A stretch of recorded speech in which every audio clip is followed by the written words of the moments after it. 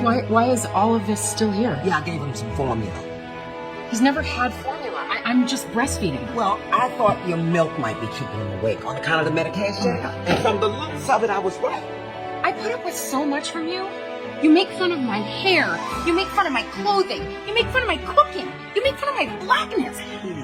I was just trying to help. ಮನೆಯಲ್ಲಿ ಒಂದು ಪುಟ್ಟ ಮಗು ಇದೆ ಅಂದರೆ ಖಂಡಿತವಾಗಿ ನಮಗೆ ಎಲ್ಲರ ಸಹಾಯ ಬೇಕಾಗುತ್ತೆ. ನಮ್ಮ ಅತ್ತೆ ಮಾವ, ಅಪ್ಪ ಅಮ್ಮ, ಮತ್ತು ಸ್ನಾನ ಮಾಡಿಸ್ಕೊಡೋವಂಥವ್ರು, ಮಸಾಜ್ ಮಾಡಿಕೊಡೋವಂಥವ್ರು ಎಷ್ಟೋ ಜನ ಬರ್ತಿರ್ತಾರೆ. ಆದರೆ ಅವ್ರಿಗೆ ನಮ್ಮ ವಿಧಾನ ಅಥವಾ ನಾವೇನಾದರೂ ಹೇಳಲಿಕ್ಕೆ ಬಂದರೆ ನಿನಗೇನು ಗೊತ್ತು, ಮಕ್ಕಳನ್ನ ನೀನೇನು ಹೆತ್ತಿದ್ಯಾ ಮುಂಚೆ, ನಮಗೆ ಗೊತ್ತಿಲ್ಲದೆ ಇರೋಷ್ಟು ನಿಮಗೆ ಗೊತ್ತಾ ಅಂತ. ಬಟ್ ಅವರ ಸಮಯಕ್ಕೆ ಸರಿಯಾಗಿ ಬದಲಾಗ್ತಾ ಇಲ್ಲ ಅಂತ ಎಲ್ಲೋ ಅನಿಸುತ್ತೆ. ಈಗ ಸಮಯ ಕೂಡ ಅದೇ ಥರ ಇಲ್ಲ. ನೀವು ನೋಡಿದ್ರೆ ಪೊಲ್ಯೂಷನ್ ಅಷ್ಟಾಗಿದೆ, ಲೈಫ್ ಸ್ಟೈಲ್ ಚೇಂಜಸ್ ಅಷ್ಟಿದೆ, ನ್ಯೂಟ್ರಿಷನ್ ಕೂಡ ಈಗ ಅದೇ ತರಕಾರಿನಲ್ಲಿ ನಮಗೆ ಅಷ್ಟೇ ಪೋಷಣೆ ಸಿಗುತ್ತಾ ಇವಾಗ, ಅಲ್ಲೂ ಕಲಬೆರಕೆ ಅಲ್ವಾ. ನಾವು ನಮ್ಮ ಮೂಲವನ್ನು, ನಮ್ಮ ಪದ್ಧತಿಯನ್ನು ಖಂಡಿತ ಗೌರವಿಸ್ತೇವೆ ಅಲ್ವಾ.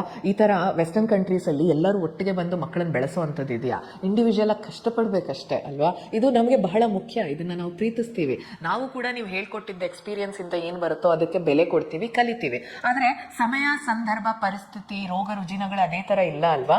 ಇವತ್ತಿನ ಪೋಷಕರಿಗೆ ಎಷ್ಟು ಪ್ರೆಷರ್ ಇರುತ್ತೆ ಗೊತ್ತಾ.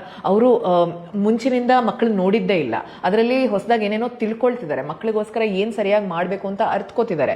ಈಗ ನಿಮ್ಮ ಎಕ್ಸ್ಪೀರಿಯನ್ಸ್ನ ಇಟ್ಕೊಂಡು ಕಲ್ತ್ಕೊಂಡು ಅದ್ರ ಜೊತೆಗೆ ಈಗ ಡಾಕ್ಟರ್ಸ್ ಏನೋ ಹೇಳ್ತಾರೆ, ಹೊಸ ಡಾಕ್ಟರ್ ಇವ್ನಿಗೇನು ಗೊತ್ತು, ಇವನೇನು ಕಲ್ತಿದ್ದಾನೆ, ಮಕ್ಕಳನ್ನ ಅವ್ನು ಹೆತ್ತಿದಾನ ಅಂತ ಹೇಳಲಿಕ್ಕೆ ಬರ್ತೀರಾ ನೀವು. ಮುಂಚೆ ಇದ್ದಿದ್ದ ರೋಗ ರುಜಿನಗಳು ಅಲ್ಲದೆ ಈಗ ಎಷ್ಟೋ ಬಂದವೆ ಅಲ್ವಾ.